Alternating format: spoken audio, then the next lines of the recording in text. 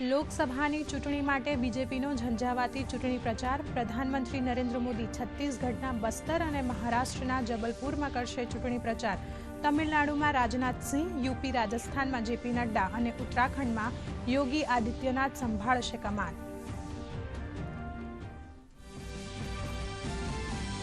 મધ્યપ્રદેશના મંડલા અને શહડોલમાં કોંગ્રેસ નેતા રાહુલ ગાંધી, રાજસ્થાનમાં સચિન પાયલોટ સહિત બાકીના રાજ્યોમાં સ્ટાર પ્રચારકો કરશે ચૂંટણી માટે પ્રચાર। તો બીજી તરફ બીએસપી નેતા આકાશ આનંદ રાયબરેલીમાં યોજશે ચૂંટણી રેલી।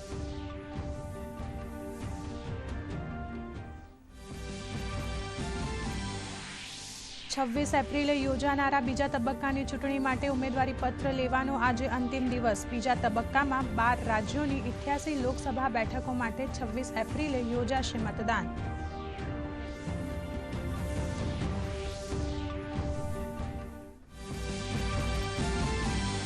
મુખ્યમંત્રી ભૂપેન્દ્ર પટેલનો આજે બનાસકાંઠામાં પ્રચાર। થરાદમાં વિશાળ જનસભાને સંબોધન અને ધાનેરામાં સામાજિક અગ્રણીઓ સાથે કરશે સંવાદ। બીજી તરફ ભાજપ પ્રદેશ પ્રમુખ CR પાટીલ દાહોદ, પંચમહાલ, છોટાઉદેપુરમાં કરશે ચૂંટણી પ્રચાર।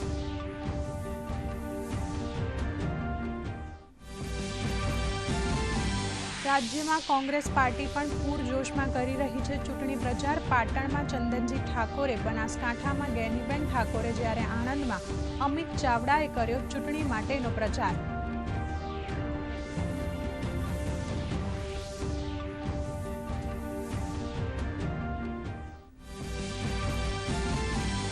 બીજેપી પર પાર્ટી જોઈન કરવાનો આરોપ પર નેતા આતિશી આજે ચૂંટણી પંચને રજૂ કરશે જવાબ। બીજેપીએ કરી હતી ફરિયાદ।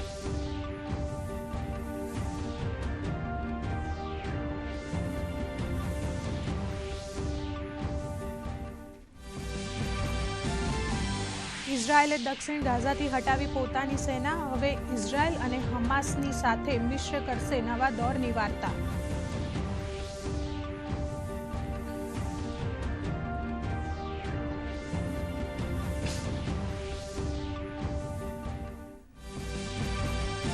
આજે રાત્રે 9:12 થશે વર્ષનું પહેલું સૂર્યગ્રહણ। ભારતમાં નહીં દેખાય સૂર્યગ્રહણ।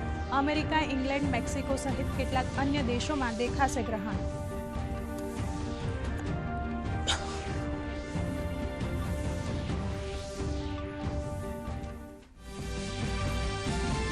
વૈશ્વિક બજારોમાં મિશ્રિત સંકેતોને પગલે આજે ભારતીય શેર બજારમાં રોનક। નિફ્ટી 22,623ના ઓલ ટાઈમ હાઈ પર। સેન્સેક્સમાં પણ 400 અંકોની દેખાઈ તેજી। પહેલીવાર માર્કેટ કેપ 4 લાખ કરોડને પાર।